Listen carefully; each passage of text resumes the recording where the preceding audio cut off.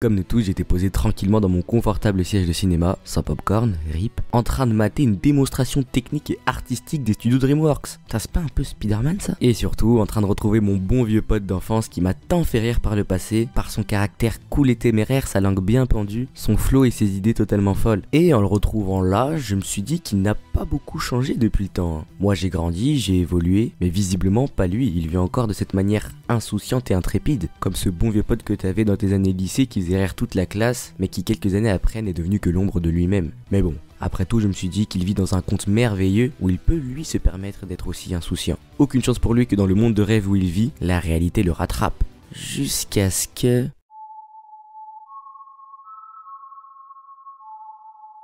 Et ça, c'est déjà une première réponse à la question qu'on va se poser aujourd'hui. Comment le loup nous a tous traumatisés à vie?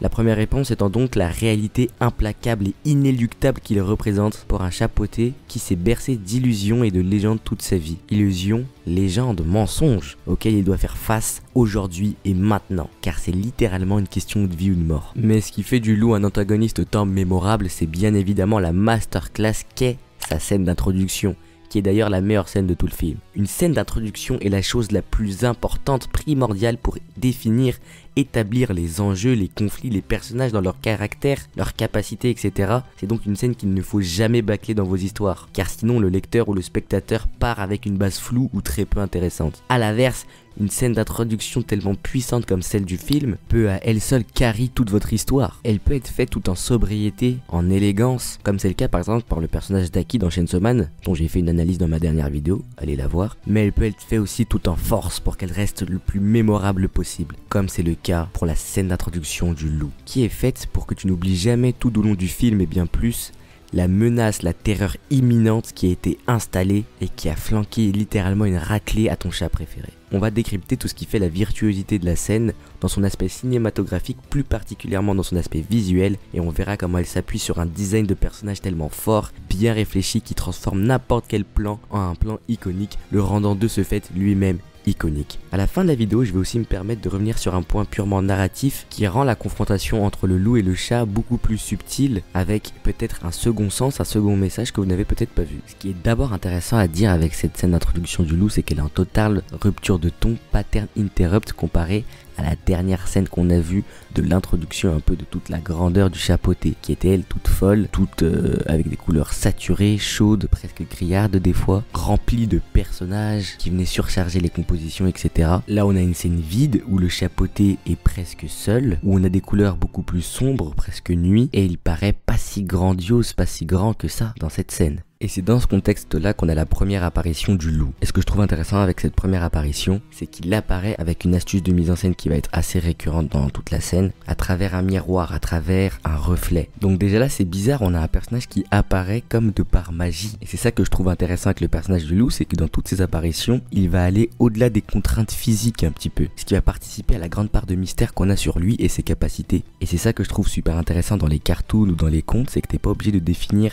avec extrêmement de précision les capacités de tes personnages. Tu peux jouer un petit peu là-dessus, comme le chapeauté, ça tient en une phrase, un chat retombe toujours sur ses pattes. Et à peu près tout ce qu'il fait va suivre cette phrase-là. Ensuite, on a un excellent plan, toujours aussi bien travaillé au niveau de la composition, qui comme la plupart des plans de cette scène, sont partis pour rester un peu longtemps à l'écran. Le montage est beaucoup plus lent que le rythme effréné qu'on a eu juste avant. Et ça, déjà, ça rajoute quelque chose d'un petit peu inquiétant. Dans ce plan-là, il y a deux choses qui ressortent au jeu. Déjà, c'est le surcadrage qui va être présent dans toute la scène. Le surcadrage, c'est mettre un cadre dans le cadre pour enfermer, pour recentrer la scène autour d'un élément. En l'occurrence, là, autour de deux éléments, le chat. Là, on voit bien de par les tables, de par le mur, de par les poteaux en bois, les deux personnages sont déjà enfermés, le duel a presque déjà commencé. Et l'autre truc qui est super marquant avec cette scène, c'est qu'on voit bien le contraste de shape, le contraste de forme. Bon, déjà en termes d'échelle, le loup peut mettre 20 chapeautés presque dans sa shape. Mais surtout, ce qui est flagrant, c'est de voir à quel point le chara-design du loup a été pensé pour qu'en termes de logique de forme, il soit le plus anguleux, triangulaire possible, pour qu'il communique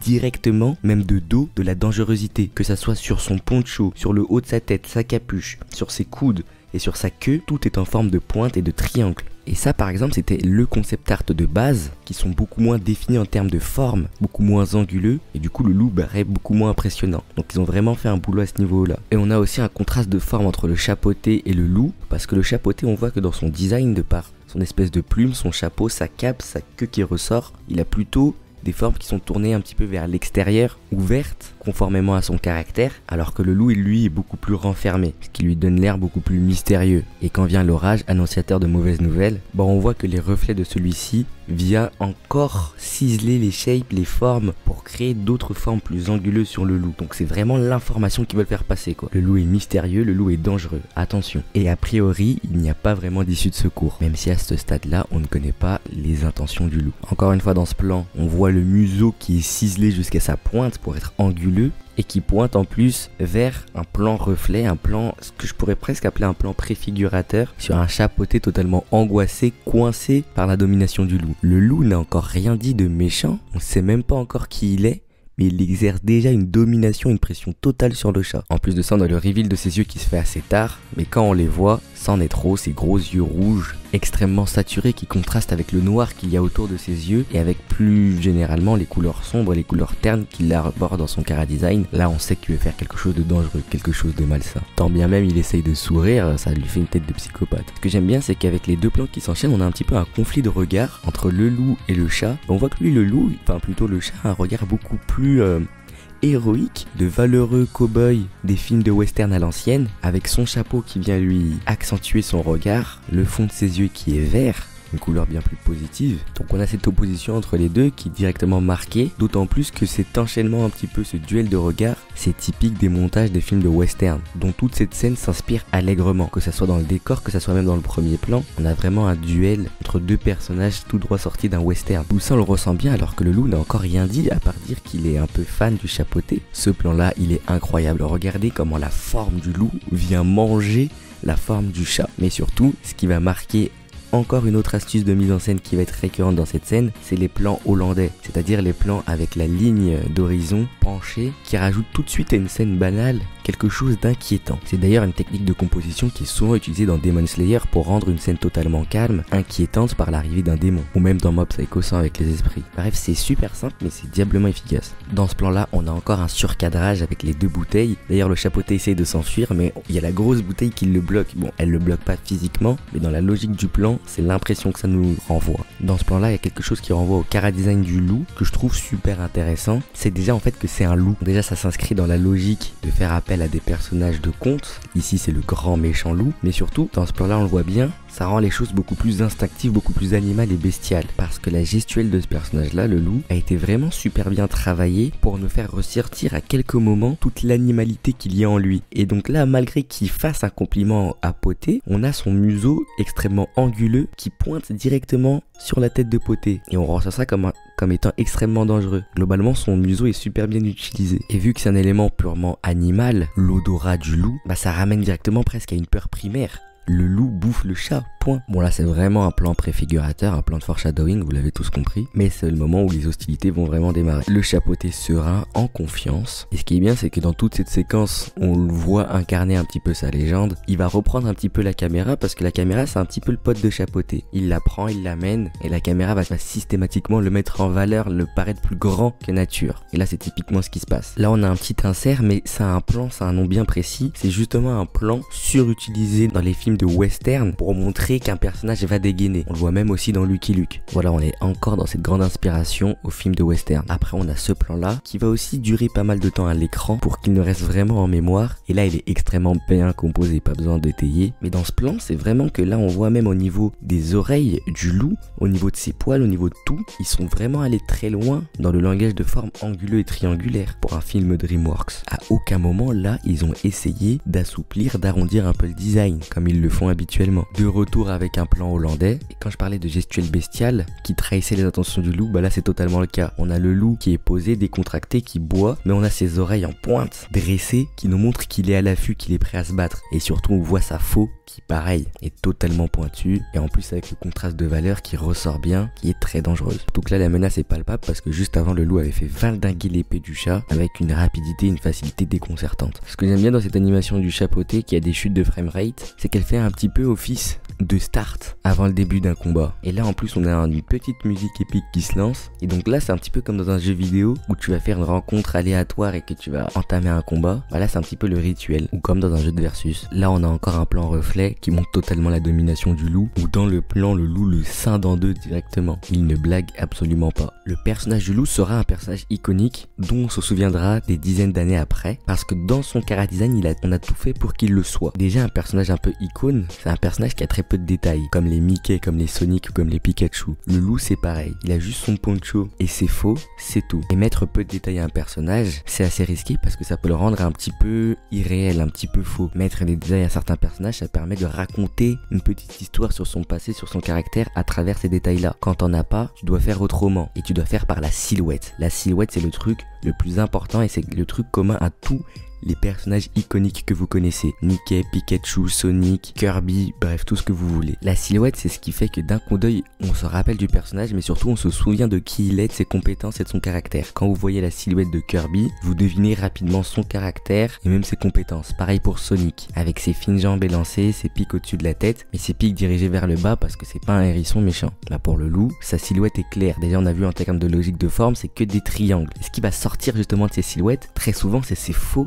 extrêmement anguleuses, en plus en contraste de valeur, et ses oreilles dressées, elles aussi extrêmement anguleuses. Le loup est dangereux, point. En plus le fait qu'il arbore un simple habit ample, noir, sombre sur la plupart de son design fait une très bonne zone de repos pour l'œil pour se concentrer uniquement sur les éléments dangereux du loup. Et c'est ça qui va faire que toutes les apparitions du loup dans le film sont autant mémorables et marquantes. C'est parce qu'en termes de silhouette, tout est bien communiqué, d'autant plus qu'il se mettra toujours contre la lumière pour que celle-ci vienne le frapper de dos et définir d'autant plus sa silhouette. Là on a le retour de ce que je disais, cette gestuelle très animale. L'animation saccadée du chapeauté est aussi super intéressante car elle joue énormément sur le rythme très frénétique, ce qui fait que des fois on a des images flash avec des extrêmes gros plans super terrifiants sur le loup pour te hanter autant que le chat. Et ça c'est sacrément courageux comme décision quand tu sais que la plupart de ton public ça va être des enfants. Et DreamWorks n'ont pas eu peur de faire ça. Par exemple cette image, purée, ça fait peur. Bon après on a le chat qui se fait enchaîner jusqu'à ce moment hyper marquant, ce ralenti avec le changement de couleur. Et là c'est bon, le loup est déjà validé. Mais ce qui va me choquer encore plus, c'est ce qui va arriver après ça. Quand j'ai vu ça, un personnage de DreamWorks saigner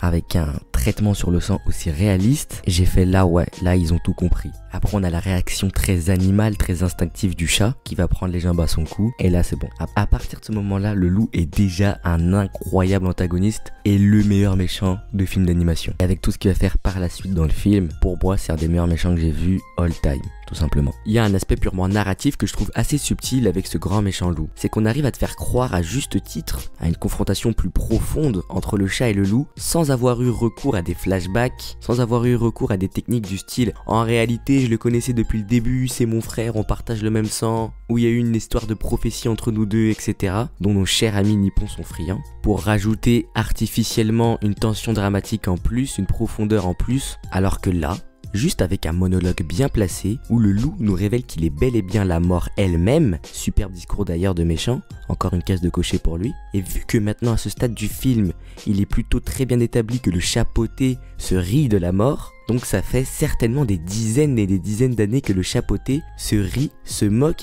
voire même humilie le loup, qui a logiquement un esprit revanchard. Donc ses yeux rouges peuvent aussi être interprétés comme ses yeux de la haine, de la vengeance pour le loup. Et hop, voilà comment rajouter à background une dimension en plus dans une confrontation entre l'antagoniste et le protagoniste. Et ça c'est assez subtil. Le loup, tuer, c'est son rôle. Il ne fait pas ça par plaisir, c'est son métier. Et il ne vient que pour une seule personne, tant bien qu'il ignore totalement ce qui se passe autour de lui. Mais dans la manière dont il s'amuse avec Poté, qu'il prend bien soin de le terrifier, de le hanter. C'est comme si depuis le début, il avait tout manigancé pour pousser le chat à l'affronter et donc à affronter ses peurs. Sa peur. Et ça justifierait le fait qu'il lui demande toujours de reprendre son arme et de l'affronter face à face. Donc en fait, on pourrait presque dire que depuis le début, le loup, tout ce qu'il voulait, c'est que le chapeauté le respecte la mort, et donc par extension respecte la vie, sa vie. Et ça ferait un petit peu un méchant du style Itachi, et ça je trouve ça super beau. Ce méchant est juste inattendu dans un film d'animation jeunesse de nos jours, où on essaye de lisser de plus en plus les méchants, les créatures un petit peu horrifiques, les rendre un peu plus gentilles, plus rondes, plus sympathiques, moins flippantes, jusqu'à même sortir des films sur eux. Le loup a pour première intention de faire peur.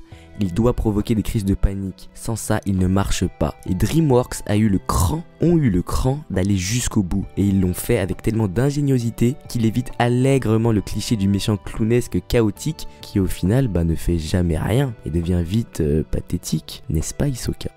Si t'aimes toi aussi dessiner, raconter des histoires, faire de l'animation, etc., viens dans mon serveur Discord où il y a une communauté d'artistes avec laquelle tu pourras partager et t'entraider. Si t'es un youtubeur, streamer, tiktoker ou que tu veux des chibis, des miniatures, etc., n'hésite pas à passer une commission, lien en description aussi, et tu peux aussi aller regarder une autre analyse. A plus dans le bus.